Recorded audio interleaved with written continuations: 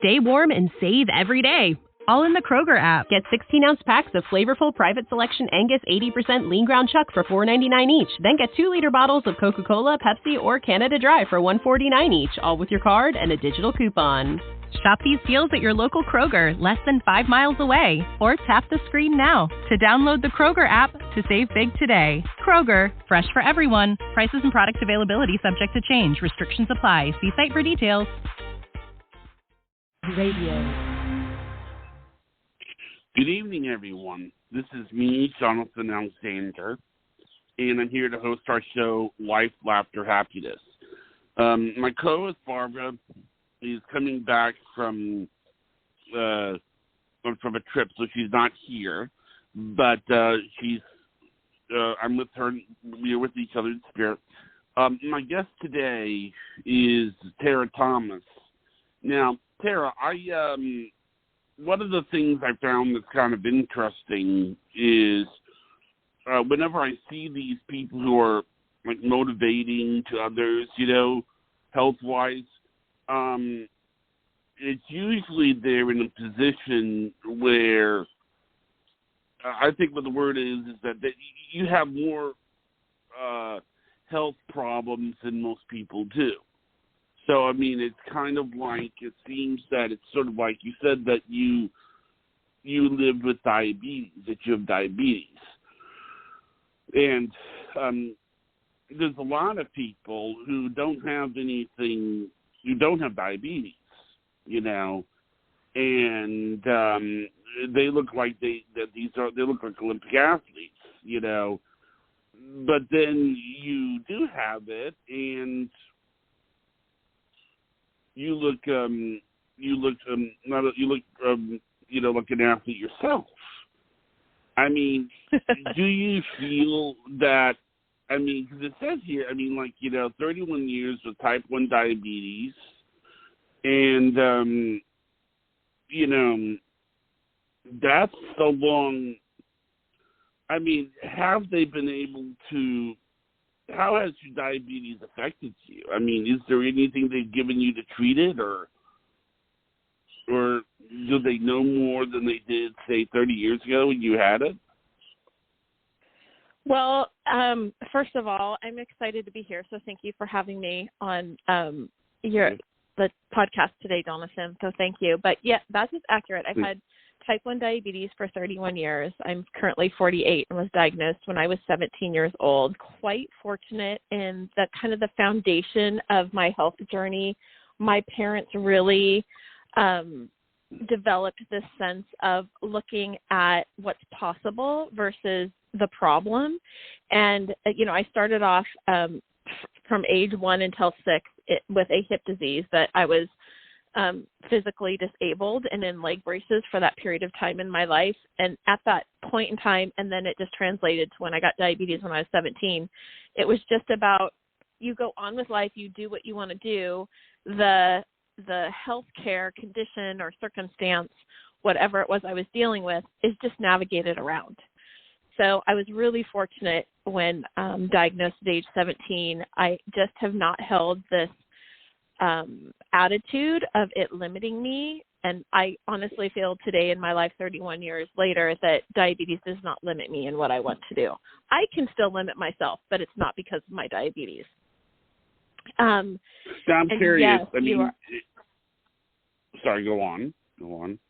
Well, you would ask the question and I can answer it later, but how, what treatment modalities have changed, and I can talk about that for as long as you want, but do you have another question? Do that, because that was the question. I was sort of thinking, because when you don't have it, you're not really thinking about it, but you have it, means that you must have some, what of an idea. I mean, I do know that, isn't diabetes usually associated with weight gain or weight loss or something? That is a great question. So there's a few different types of diabetes out there. categorically, there's two that most often people hear, which is type 2 diabetes, which is about 90% of the population who has diabetes, which is where their body continues to typically make insulin, but the way that the body receives the insulin, I kind of describe it as a higher quantity of insulin is usually produced, but that quality of insulin isn't always metabolized or used by the body, so sometimes they can take some oral medications or use lifestyle intervention to sensitize the insulin they are producing to be utilized. With type 1 diabetes, we destroy the quote-unquote ingredients that would go on to make insulin in our bodies. So then I call it, like my kids know that I call it hormone replacement. So I have to inject subcutaneously, every day, all day long. I'm actually on an insulin pump, which delivers every few minutes, delivers a little microdose. So with type 1 diabetes, you are injecting the insulin that you need to sustain life. Often with type 2s can also inject insulin. So your team really look at the profile of the individual as to what they need, and can be a combination of oral medications, lifestyle intervention, injected insulin as a way to manage the diabetes. And often what they're looking at is glucose management. And insulin is, you need insulin to impact that, your glucose management. So often what happens go ahead. Well, I mean, what I was wondering, though, is are you taking different treatment than you did 30 years ago? Like, have there been any scientific advances for diabetes? There have been significant amounts of medical device advancements. Currently, they're using elements of artificial intelligence in the medical devices, like the insulin pumps, and then we have a continuous glucose sensing technology, which has been fantastic. It's equally as important as the insulin pump advancements. And that's for if you're taking you're injecting insulin, you're taking, whether in type 1 or type 2 or whatever type, if you're using. They also have inhaled insulins. I currently don't use inhaled insulins, but some people will use that as well. And then the type of insulins have also evolved. What is interesting about that is even over 31 years, the cognitive load that the disease requires isn't necessarily less, but I'm going to state a caveat in that, and I'll explain it a little bit further. The artificial intelligence that's starting to show up now in some of these closed-loop systems, it's a hybrid system, and what I mean by that is the continuous glucose monitors, which are looking at the glucose level in the cells right beneath the skin and correlating it to a blood glucose level.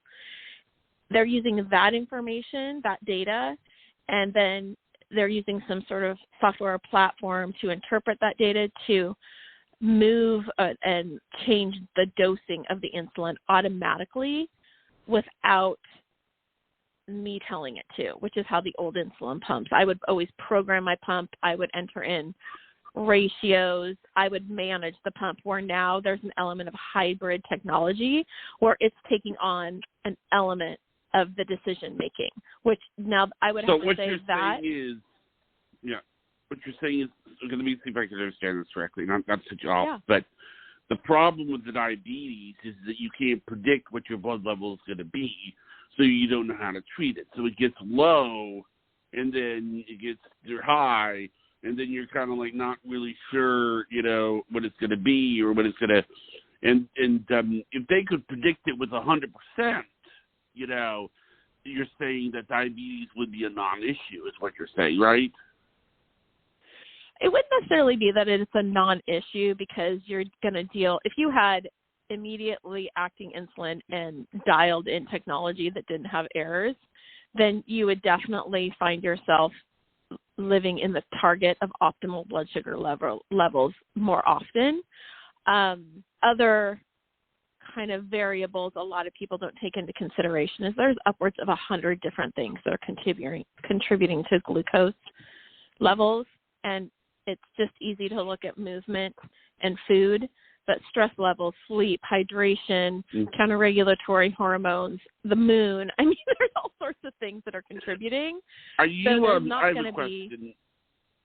absolutely. Are you familiar with the type of diabetes called insulinoma?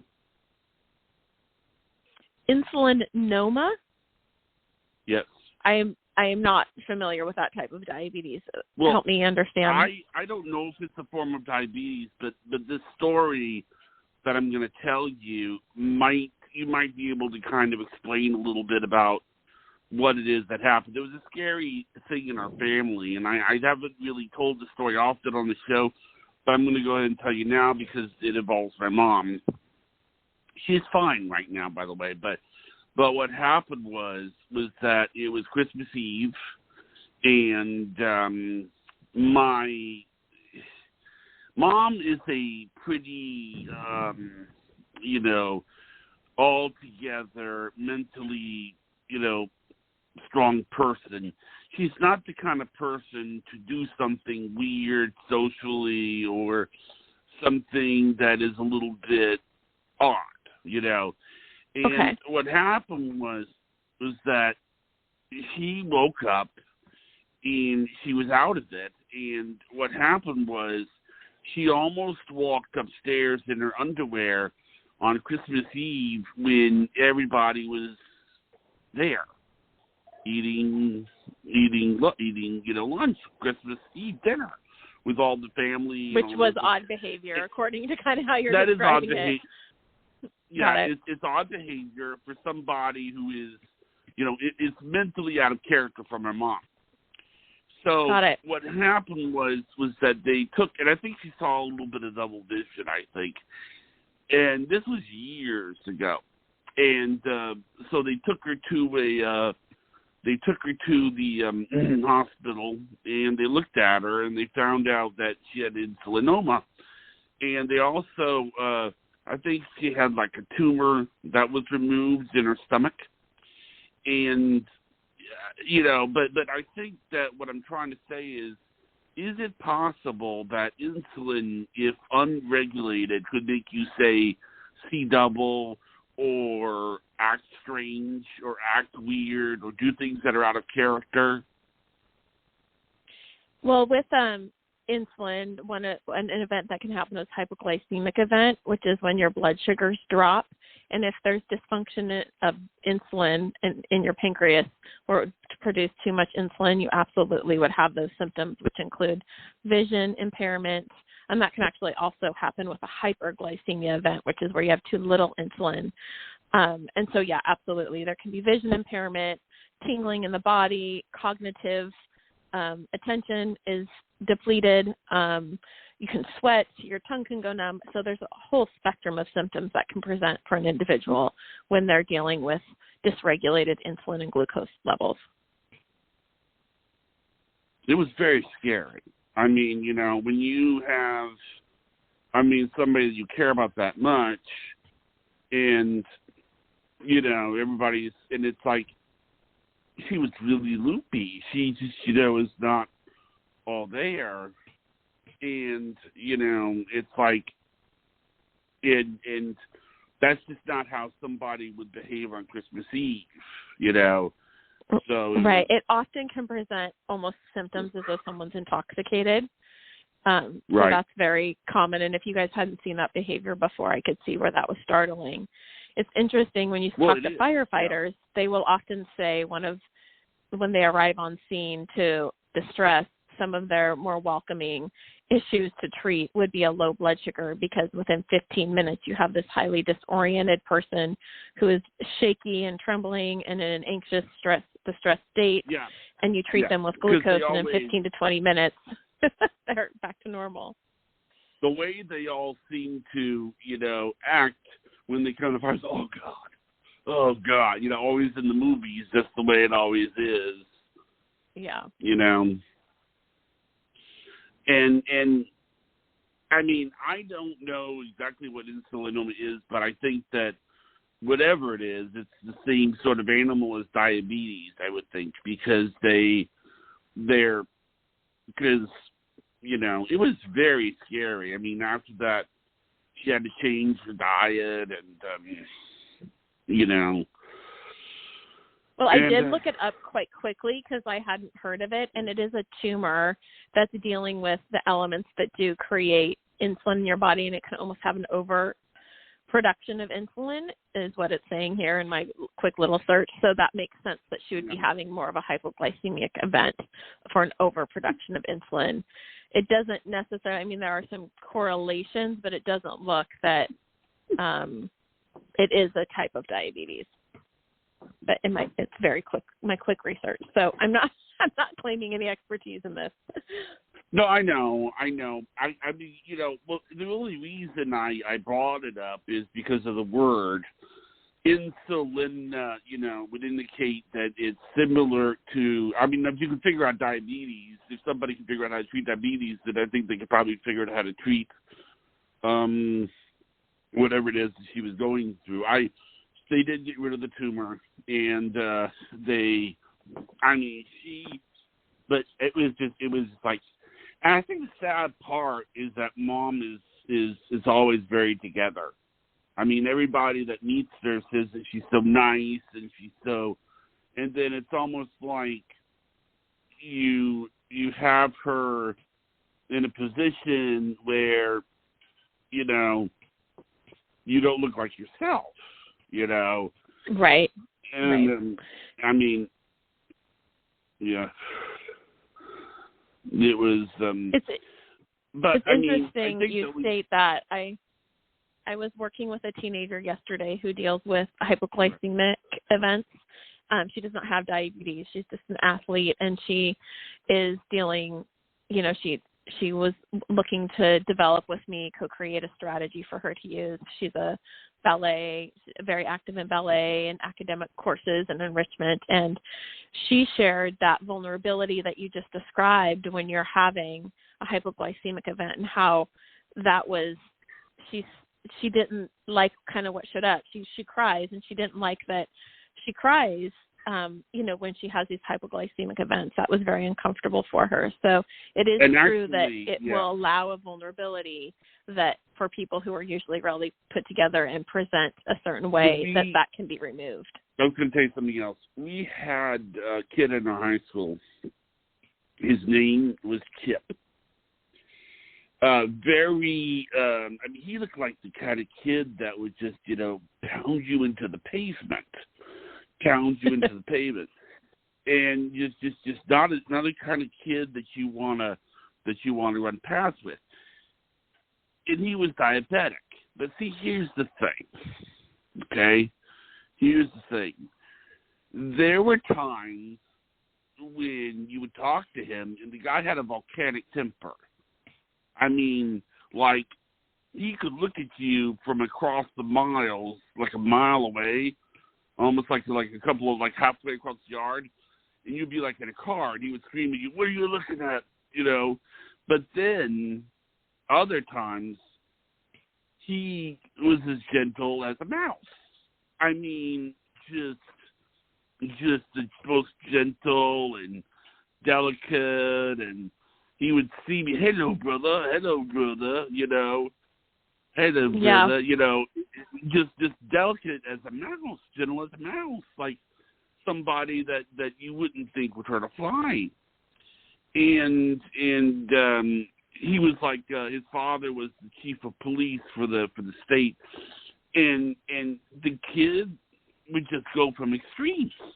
So it's almost like you never really knew what to think with him, because you thought, is he someone that, is going to snap like Mike Tyson and go crazy, or is he someone, and I think also when you have, it's one thing to be diabetic, but it's another thing to be diabetic and be physically fit, like look like somebody that could, take on 10 people, because it's like, I think what I'm trying to say is this, in a nutshell, is that if you get very, very upset, then, people will think, she's just getting very, very upset. If I'm getting very, very upset, then people will think, Johnny's just getting very, very upset. But if you look like Dwayne Johnson, and you're getting very, very upset, then people are like, oh, my God, you know. And yeah. so I'm curious. I mean, with the people that you dealt with that were diabetes, and I'm talking about the ones that look like football players, is it a little scarier with them? Because, I mean, you know what I'm talking about, right? I mean... Yeah, absolutely. I mean, when you're anybody who has a physically dominant appearance with tendencies towards emotional dysregulation, that's going to be something that they would want to give attention to, whether you have diabetes or not diabetes. And there's all sorts of contributing factors to just emotional dysregulation, and though diabetes can be one of them, there's also a significant amount of other things. So for that individual, it would be to be looking at, you know, what is within their control, what can they practice when they're not emotionally regulated, to then give them more confidence and trust to when they have those feelings surface. So that's just a really individual you know, type of case that you would look at to work with somebody. Well, yeah, but I think that sad part is that, I mean, big people who look like football players, they have a right to be assertive too, you know, just like you and I do. But it's like the moment that they get assertive, everybody sort of goes, I don't think he was diabetic, but there's this guy that I went to our college named Chris. And the guy was in the Army, and, you know, the word around the campus was, you did not mess around with Chris. Chris will kill you. Chris will, you know, will kill everybody that runs in. And it didn't matter who the other person was. You know, if you named another person, you know. But the one thing that everybody knew about Chris was that Chris would never hit a girl. He would never do it. I mean, a woman would be like yelling at him and screaming at him. He wouldn't do it. You know, he just won't do it. And the thing is that a lot of people who would see him get mad don't know that. So when he would get mad, you know, with his girlfriend, he would be screaming, you know, back and forth at his girlfriend, but everybody who saw it knew that, you know, he wouldn't do anything. It's just, you know, but what I'm curious about, though, is have you ever had a situation where your diabetes has affected your emotions and made you a little bit not all there? Well, anytime you're dealing with glucose outside of an optimal range, you're going to have symptoms that present. And so, and especially with a low blood sugar event, you're going to have more of that vulnerability exposed. I personally don't sense it with elevated glucose, but I do when I have a low blood sugar glucose event. I know for myself personally that I just need to dose with my treatment of carbohydrates and find a quiet, safe place for myself for 15 to 30 minutes until I start to see the trend of my glucose start to go back into my optimal range that I'm targeting for. So I personally, due to the desires I've had in my life, and as we kind of touched on early on, I tend to adventure into some wild places where some risks are higher. So I've absolutely prioritized making sure I have safe environments for when those, like when that exists, I am one to announce my diabetes. People know I have diabetes. It's not a limitation for me. I think I shared with you, I just climbed Whitney last week and I went with 9 girlfriends, and people didn't even really inquire about my diabetes per se because they knew I had it. And they knew if I needed any support or help that I would be vocal about that. And that's just my personality. So I've been fortunate in that I don't tend to, there are emotions that present, but I have such a foundation of how I treat when those go to that place that I just have a trust in myself.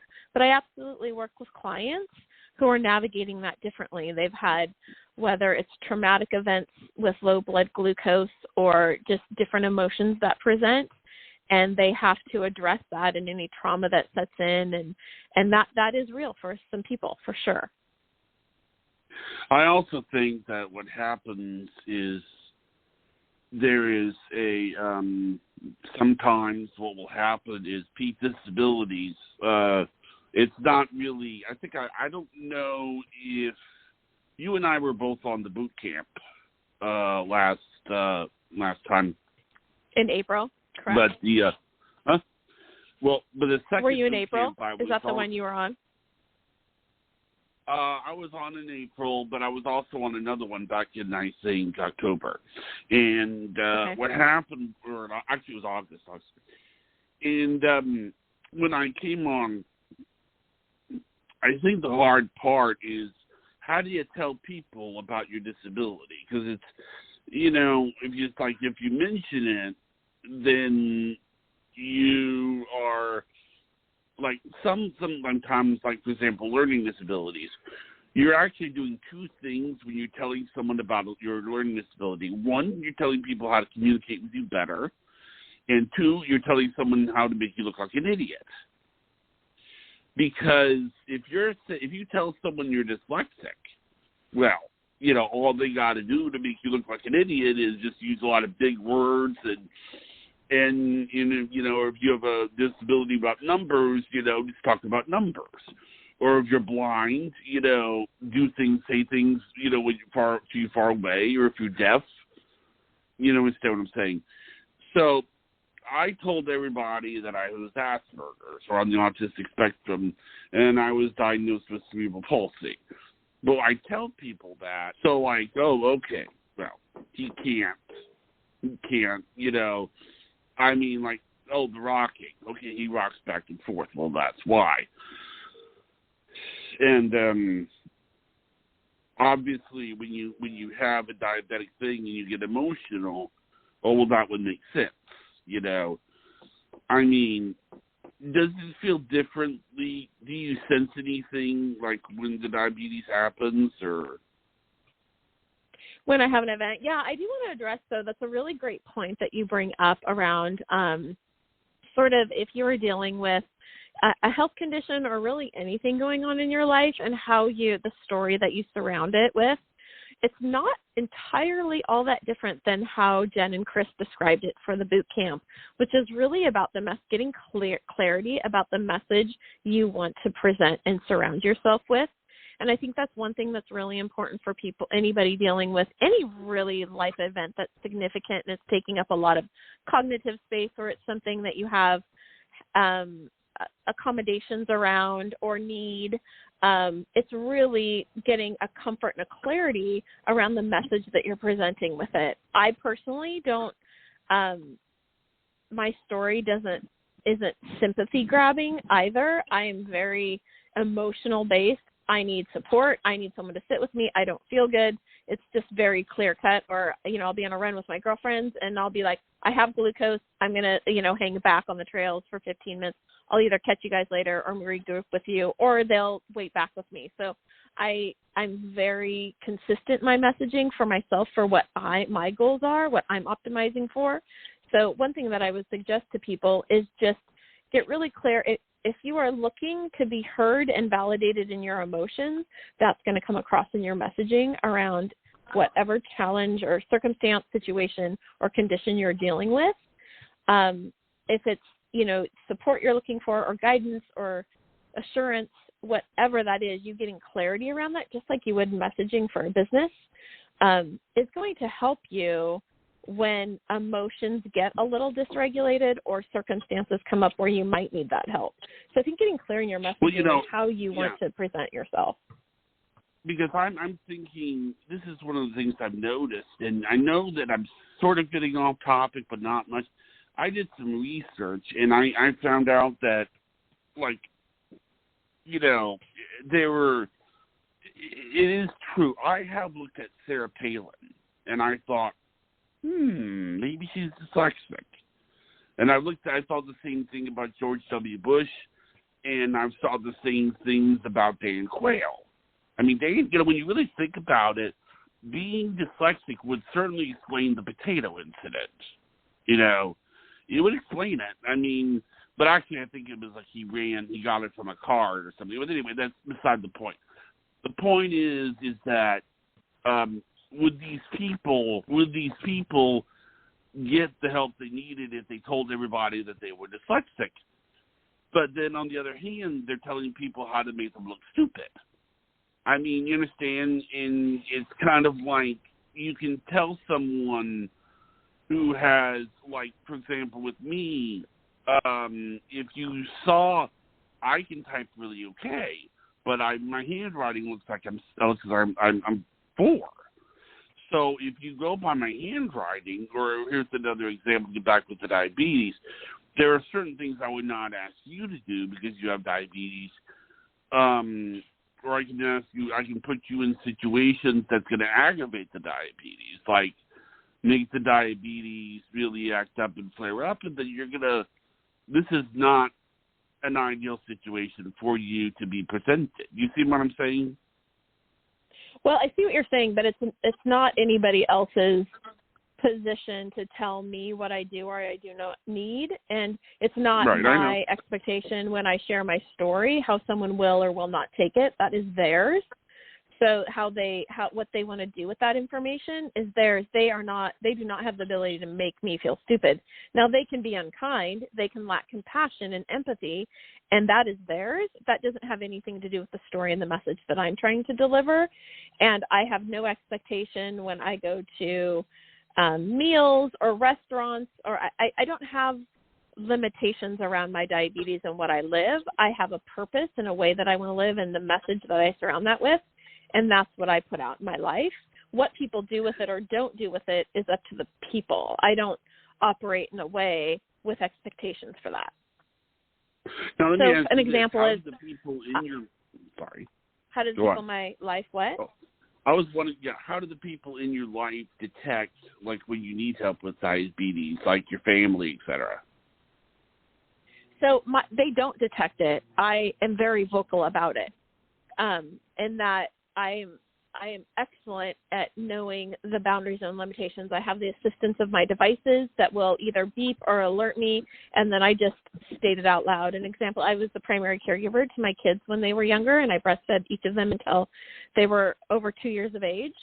And that put me in a situation where I was caretaking for newborns and a vulnerability. So I had to get really clear. I had to know to keep my sensitivities high, keep the support around me. I had to have glucose available in the different situations next to my rocking chair, on my person, in my glove compartment, on my bedside table. So if I got into a situation that created a lot of stress and I didn't have what I needed, that gave me information to modify it or adapt. So I don't, the people in my life don't tell me what I need. I'm exceptional at stating what I need. So I understand. I just thought maybe they might, because they're around you so much, they might be good at picking up some things. Yeah, for me, that's a really good question. I just also spoke with a husband of a woman living with type 1 who I'm offering health coaching for, and he asked that exact question. So that's something that we're navigating right now, how he can be of support to her. And it's really individual in each relationship, what the two people are looking for as far as support and needs. Some people have a seeing eye dog for children or not a seeing eye dog, but a support dog that can sense, can smell low blood sugars before some of the medical devices can sense it. So each individual and family, they kind of put into their adaptations and their support kind of what they need. I've been really fortunate, knock on wood, with how I manage my diabetes and the needs around my diabetes. Now, I have a question. Have you ever treated somebody who has autism who has diabetes? I have never. I have a lot of, I do have health coaching clients that are on the spectrum, the autism spectrum, but none that have had the co-diagnosis of diabetes and autism. I think that would be really difficult because, with what you have, the key to dealing with it is being verbal. But, like, I was just thinking about my nephew, Alex. He, first of all, he's really strong. He weighs like about 240 pounds. and he, it's like nobody can really tell when he's going to have a temper tantrum, and I mean, and you know how, like with them, things have to be a certain way, and if it's not a certain way, they get upset, Yeah, overwhelm can set in inconsistently and quite easily. I mean, wow. But the ones that you treated that were on the spectrum, what was that like? Well, I don't, it's not, my coaching method has an element of a fairly simple framework, and it has so much more to do with the individual and what they're desiring. And when I support and guide people, I'm coming from this rooted place of desire within them. And so it's just meeting them where they are, getting into experience with them, and then together we co-create a path to get towards what they desire. And as things unfold and old patterns surface, we look at them with curiosity and compassion. So the person presents their own deck of cards in their work with me. So I wouldn't say that there's anything unique about working with someone on the spectrum versus someone off on the spectrum, in that it's still the same process. It might have different branches to it, but it's really looking at that sensory funnel of looking at the base of the sensations and the emotions, letting go of executive functioning, and really looking at the basis of overwhelm, which is often getting into that defense mode. And people on the spectrum, it's where they go to, it's where they've been patterned to go to, because things in their environment just trigger those sensations into overwhelm so often. Yeah. I mean, because just like my nephew falls into the category of, somebody that you don't want to mess with because he's very, very strong, And right. And so, one thing we could have started with health coaching is, kind of what is it? It's a new and emerging field. And health coaching, people come to me looking for support in typically one of the domains of health. They might not have it that specified, but that's sort of what we unfold and work on together. And if someone has a desire to look at something for themselves, that's where I go with my clients. I look at that desire. There is power and energy in that desire. And where I really take people, and it's kind of something that we spoke to on our call before, is I use the adventure mindset, which really puts one in the position of possibilities versus focusing on the problems. And when you start looking at what's possible, you kind of start forgetting about what the problems are. Right. So it just helps move people and gain momentum towards what they want in their life. Well, a good example about that towards my nephew, because my guess is that I'm saying this is I think you don't just deal with people who have diabetes, you probably deal with people who have other things too. My dad was telling me today that one of the they're teaching him to do like chores, things that he can do that are, and I guess in a way it would be sort of a vocational thing. And when you really think about it, even though he is like nonverbal and autistic, there is something about what my father was telling him, that if he was to just own, a lot of people who would be like, oh my God, I want this guy working for me. Because what happens is he, one of his chores at the place was where he goes to is he feeds the horses and he washes the windows. They teach him how to wash the windows. But what happened was that he came home, I think it was like 9 o'clock at night, and he wanted to wash the windows really badly. Otherwise, he was going to have and when you really think about it, that's actually kind of productive of him. He says that, he was upset unless he wanted to work. So, the only thing is that, he washes the windows and he does a good job, except that after he gets done, he always takes his hand and he touches it on the window. And Chrissy, my sister, has to come in and wipe it off. but like what you said about concentrating on what's possible rather than impossible, I think that's a very proud thing that he does that washing the windows, because there are people that are going to see that and they're going to think, oh my God, I want to hire this kid, because, and he, and his interactions, like things that he does, I don't want to get up on a tangent on myself, but I think that obviously you've dealt with people like this. But like at Christmas time, like one of the things they did with him is they would take him out and then he would let him pick out things and then he would give it to my sister so that he was picking out the present, Absolutely. And it was, and see, because I'm on the spectrum myself, and it took me a little while to kind of deal with it. So, but and then you realize as you get on there with the deal with the kids, you realize that they deal with things, but then the way they see things actually gives you a sense of clarity. Like, I don't know how much you've dealt with. I mean, have you dealt with a lot of people on the spectrum? I am very familiar with the symptoms that present on the spectrum. So, yeah. Because, like, one of the things that my older nephew, Van, does is he would lose it when he was younger and he lost a tooth. His mom, my sister, told him to, put it under the pillow, but he freaked out about the idea of a tooth fairy coming into his room because he didn't want a complete stranger coming into his room when he was asleep. So that's completely appropriate for a child who's been probably programmed. And then he said that he wanted to. So what they did was he would leave the tooth in the mailbox, and adaptation. He would get $1. What?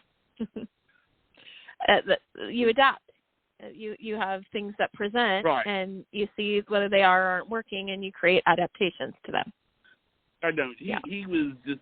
What's so funny is that they are, they're all very sweet kids, but the way they see things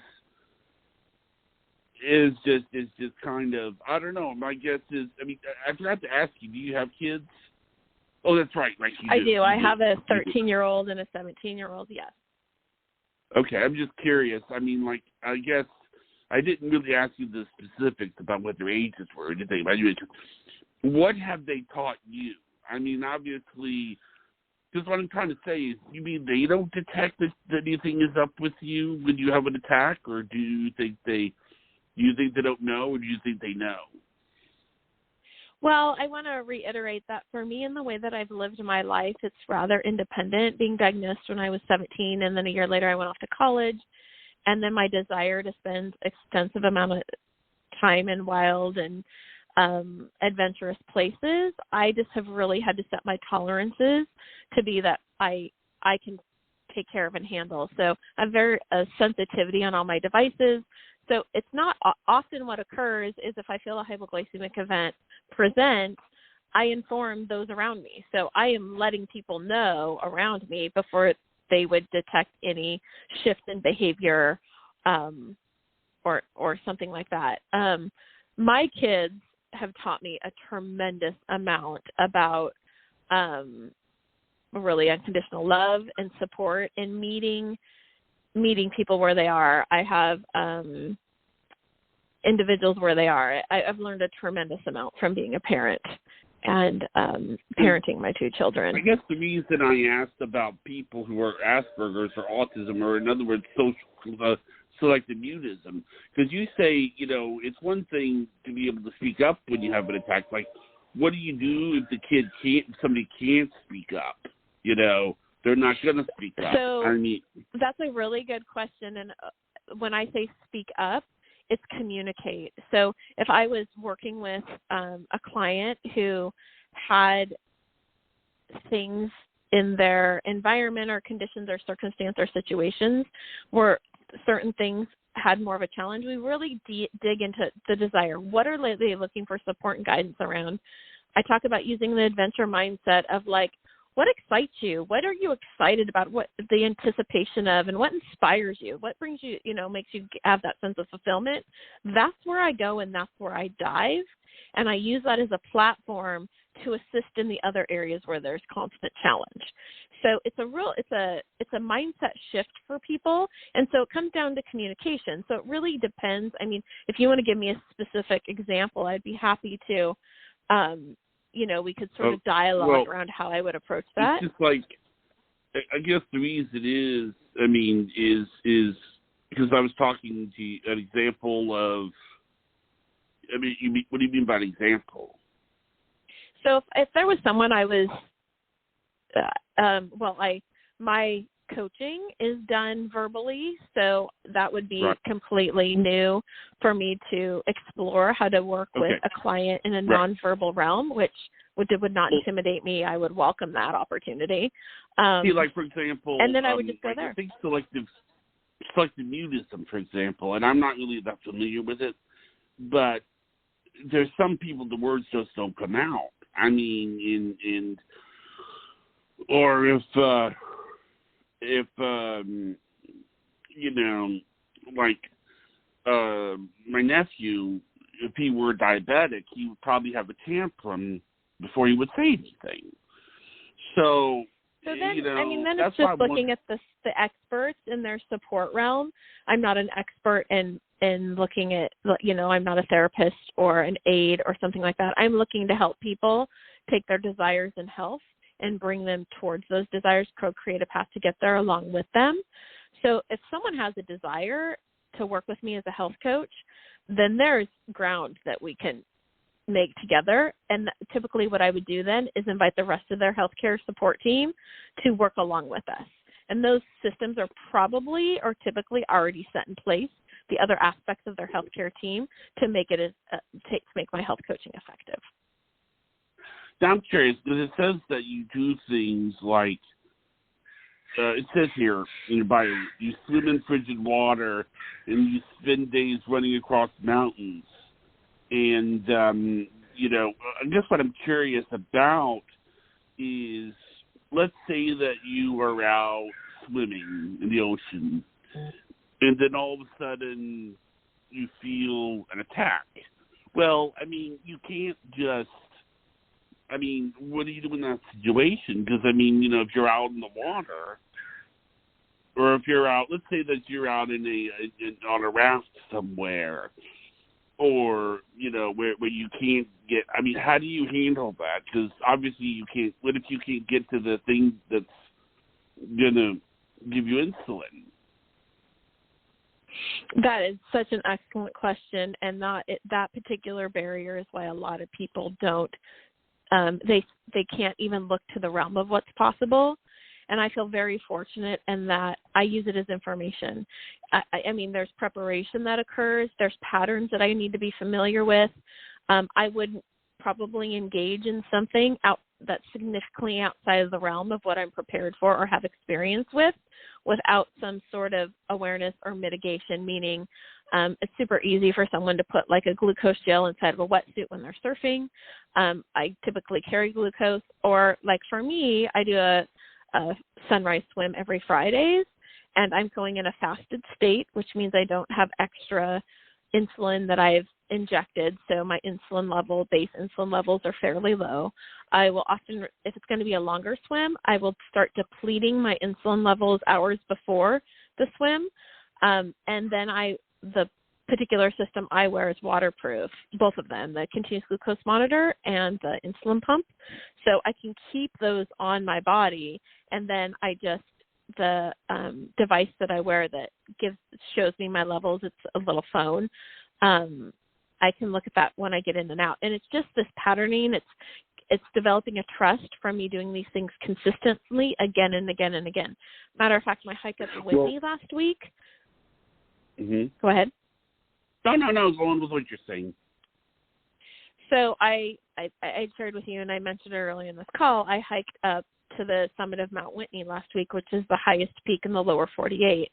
And it's not a technical hike, but because it was late spring, there were some elements of ice and snow covering. And we actually had 30 to 40 mile per hour winds fairly consistently throughout the day, which with the already cold temperatures presented frostbite element temperatures, which were very cold. And it was 12 hours of strenuous activity, and my glucose remained, interestingly enough, I finished at the exact same glucose level I started with very minimal variability over the 12 hours. That was available to me, that occurred because I've spent thousands of hours in wild places knowing my needs and what I need to do and how I need to adapt and how I need to fuel and how I need to hydrate and layer and keep warm and do different things. I didn't just show up and that happened. It happened because I engaged in the experience again and again and again, consistently, always learning, always making little adaptations as I need, and really knowing my body, knowing my medical devices, knowing the risks of what could fail, have backups around. So though the day I didn't have to think that much about my diabetes, it took thousands of hours to arrive there. I mean, let me ask you this question. I know this is hard to predict, but let's look ahead another 30 years. What do you think? Do you think that there'll ever be a day when we will cure diabetes? It's a really good question. I think before in 30 years with a cure, I will go back to an interesting story, actually. I was diagnosed in 1990, and in 2000, I had this opportunity to be on this expedition team called International Diabetes Expedition Aconcagua. It's called IDEA 2000, and it was 19 athletes from around the world all came together for research on glucose levels and diabetes and altitude, and we climbed up Aconcagua. I was just on the base camp support team, so there was a summit team.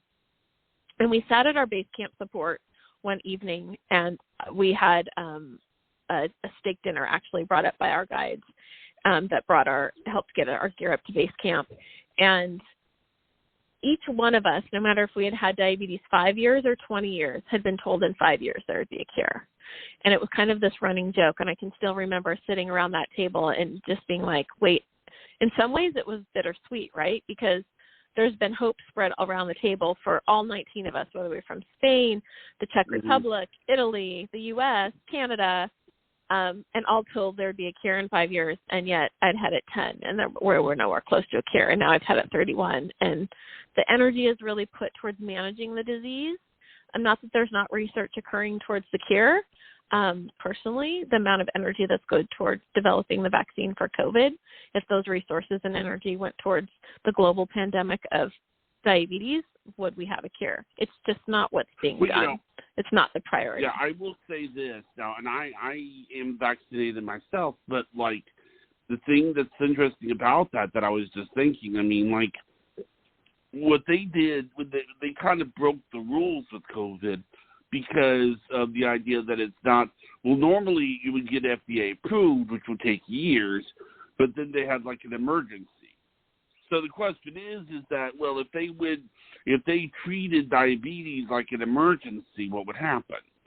And is what I've often wondered about. Now, I do think that obviously the reason I think that there may not be a cure is because science tends to get nervous when it comes to trying things, and it's like for example, with stem cell research, maybe. You know, it's possible because stem cell research is controversial, but if they were to come up with something with stem cell research, I would think it would, probably help people with diabetes. So you think? Well, the research, there is stem cell research that is occurring with rejuvenating the isolate cells. So that is already occurring. I think, in 30 years, who knows? I think what's going to occur before that is we're going to have medical devices that are able to really take the cognitive load of the disease. Right now, that's starting to occur. But up to this point, if you wanted to, utilize the medical devices, there was a barrier of entry in that you really needed to up your game in the management. So you really had to be participating in the troubleshooting and the risks if the medical devices failed. And some of that is being curtailed currently with the advancements, and now some of it's starting to take the cognitive load off with artificial intelligence. So I think we're going to see that trend. And so before a cure, what's going to happen is we're really going to figure out how to more optimally normalize glucose levels and have these medical devices intervene before people have these hypoglycemic events. That's already like HIV is something else, because, I mean, I remember when, and I mean, this is really true. I've heard of people say this. They say this. They will, look, I don't know if you've heard this or not, but they'll be like, how come Magic Johnson isn't dead yet from HIV? And they're not wishing a will or anything. They find it hard to believe that he's still alive. And it's sort of like HIV sort of is still around, but it's sort of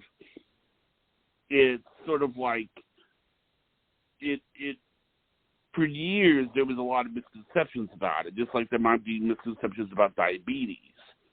Like if somebody were to think about you as diabetic, they might think, oh, well, I bet Terra sits at home all day long and has, and then, her day is composed of reading and injecting herself, which apparently, based on your bio, that's not the case. Correct. Well, that's another interesting point you bring up around there is a significant, I think one of the absolutely the larger problem with diabetes is the shame and blame that is promoted within the healthcare system, with media, with culture, within the society. It's this idea that people can prevent, like people want to blame people for getting their disease, and that just lacks compassion and the outcome that we're desiring. It just perpetuates habits of dysfunction and keeping people in the cycle of illness. So that's a big soapbox of mine, actually. And I can defend myself out of it pretty quick because of the lifestyle choices that I have personally, but as people living with diabetes, it's just really unfortunate. It makes people not want to speak up and say when they need help, or even share with people that they have a condition that might need support. There's just too much shame around it. Like what I did, and now kids are getting diagnosed. Well, pardon me? Like when I was in college, I would always, when I went to the cafeteria, I would say, can someone help me make some coffee? Because my hands would shake. And then, But, well, we're about out of time. But I wanted to thank everybody and for listening to you. And I'd like to say that you have a website. Can you give your website out? Absolutely. It's betweendiabetes.com. So. Okay. And I must say that, it's been a lot of fun having you on. This show, thank you. Is going to be Thank you. Is going to be uploaded to YouTube and also uploaded to our Roku channel as well. You have Roku, right? I don't. I used to. I do not anymore, but I absolutely can be YouTube. Right. Well, thank you for coming on, and Barbara, if you're listening, I love you, and I hope to see you back on here soon. Good night, everyone. Well, good night, Jonathan. Thank you. Thank you.